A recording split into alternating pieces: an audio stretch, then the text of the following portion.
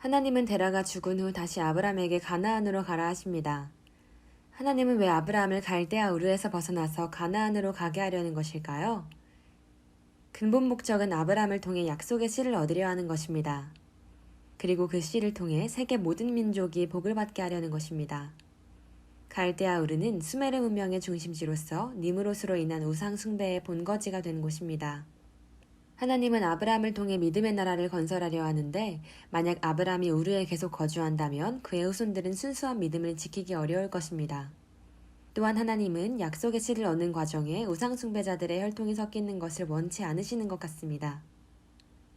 그러므로 아브람을 죄악과 우상 숭배의 본거지인 우르에서부터 분리시키려 하신 것입니다.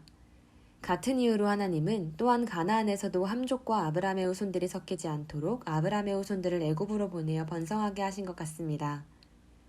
하나님은 사탄의 세계와는 다른 나라를 세우고 그곳에서 신실한 성도들을 통해 영광받기를 바라십니다.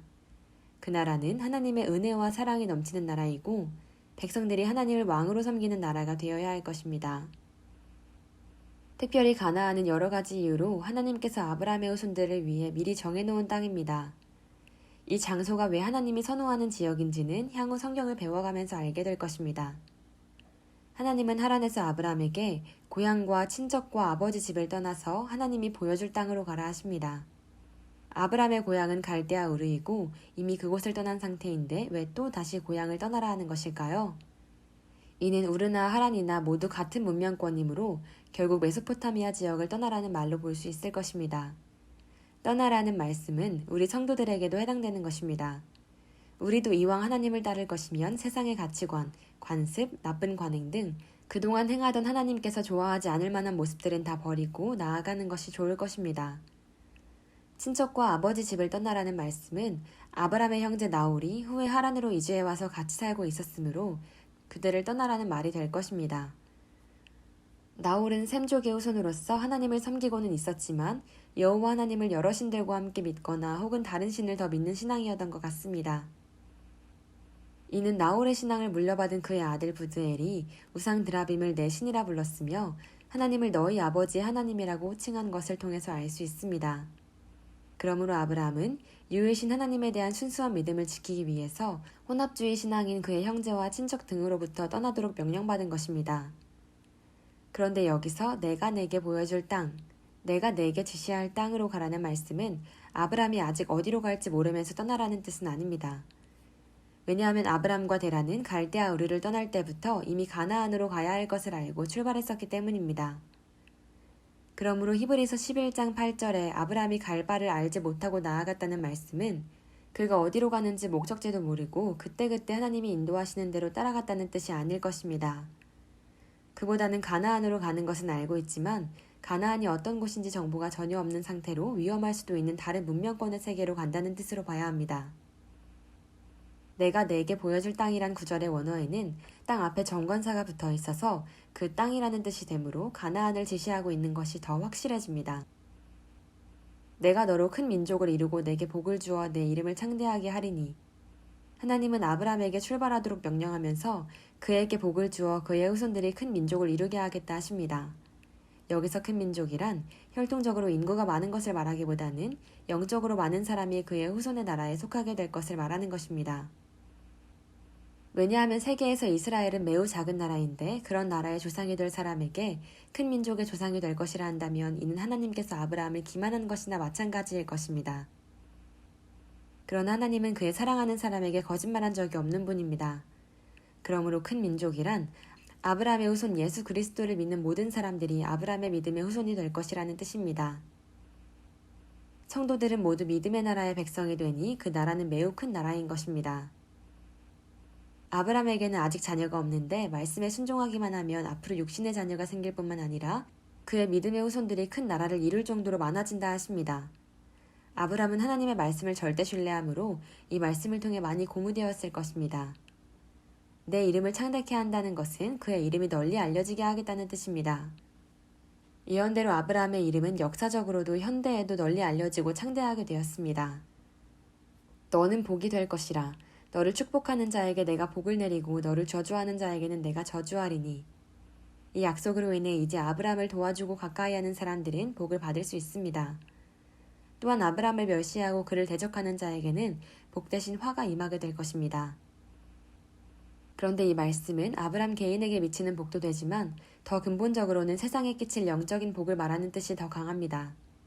하나님은 영이시므로 그가 힘주어 말씀하시는 것은 주로 영의 일입니다. 육신의 일은 인간에게는 중요하지만 하나님께는 하찮은 일이기 때문입니다.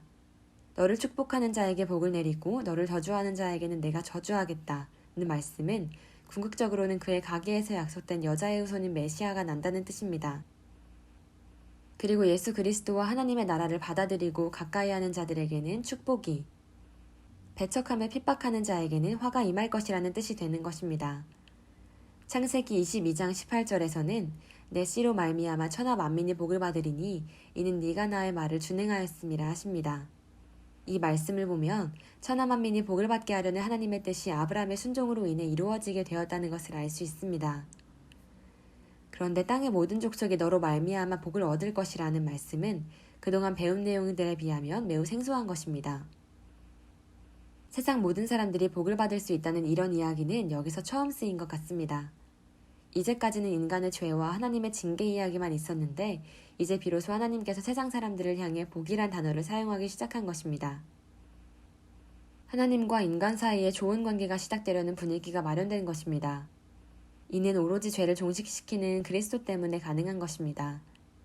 즉 아브라함의 후손인 예수 그리스도로 말미암아 비로소 지구상의 모든 민족이 죄 문제를 해결받고 참 복을 누릴 수 있다는 언약이 나오는 것입니다. 이 세상의 어떠한 것도 우리와 하나님 사이를 화목하게 할 수 없습니다. 그리스도가 올 수 있을 때에만 축복의 이야기도 시작되는 것입니다. 아브라함이 하란을 떠날 때는 나이 75세로서 당시의 수명으로는 중년기였다고 할 수 있습니다. 이런 나이는 새 출발보다는 안정과 휴식을 찾는 시기라 할 수 있습니다. 그러나 늦은 나이에도 아브라함은 안전이 보장되지도 않는 길을 떠납니다. 아브라함이 여호와의 말씀을 따라갔다는 말씀은 그가 의심하거나 망설이지 않고 말씀에 순종하여 바로 떠났다는 것을 보여줍니다. 아브라함은 목축을 도와주는 종들을 함께 데리고 갔습니다. 이에 대해서 아브라함이 모든 것을 두고 떠나지 않았으므로 믿음이 부족한 행동이라고 보는 사람들도 있습니다. 그러나 아브라함은 기르는 가축들이 많고 목축업이 그의 생업이었으므로 필수적인 인원들을 수행하는 것은 하나님께서 문제 삼지 않으십니다. 이는 후에 더 많은 가축을 주신 것을 보면 추정해 볼 수 있는 것입니다. 가나안까지 가는 길은 480km 이상 되는 먼 길이었으니 많은 가축들과 사람들을 데리고 가는데도 어려움이 많았을 것입니다. 아브라함이 믿음과 순종으로 어려운 일을 감당하여 결국 가나안 땅의 중간 지역인 세겜 지역에 도착합니다. 하나님은 가나안 땅에 도착한 아브라함에게 나타나셔서 그의 자손을 번성하게 해주고 이 땅을 아브라함의 후손에게 주겠다고 약속해 주십니다. 이 약속은 지금 당장이 아니고 하나님의 일정표에 따라서 향후 순차적으로 이루어질 것입니다. 이 약속이 성취되기까지 아브라함과 그의 후손들은 끊임없이 하나님을 의심하기도 하고 인간적인 수단을 강구하기도 합니다. 그러나 하나님께서는 계속해서 자신의 약속을 재확인해 주시면서 신실하게 그 약속을 실현해 가십니다. 이번 영상에서는 아브라함의 믿음과 순종이 그리스도를 통한 구원 사역의 밑바탕이 되는 것을 알아봤습니다. 믿음 없이는 기쁘시게 하지 못한다 하였습니다. 또한 하나님께 나아가는 자는 하나님이 계신 것과 하나님을 찾는 사람에게 상 주시는 이심을 믿어야 할 것입니다. 그런 면에서 우리가 하나님을 믿고 바라다가 실망하고 낙심하는 것은 믿음이 부족해진 것입니다. 하나님을 찾는 우리는 반드시 상받게 될 것을 믿고 힘을 내서 주님 사랑하며 주님 위에 하던 일을 계속해 나가는 여러분이 되시길 바랍니다. 시청해주셔서 감사합니다.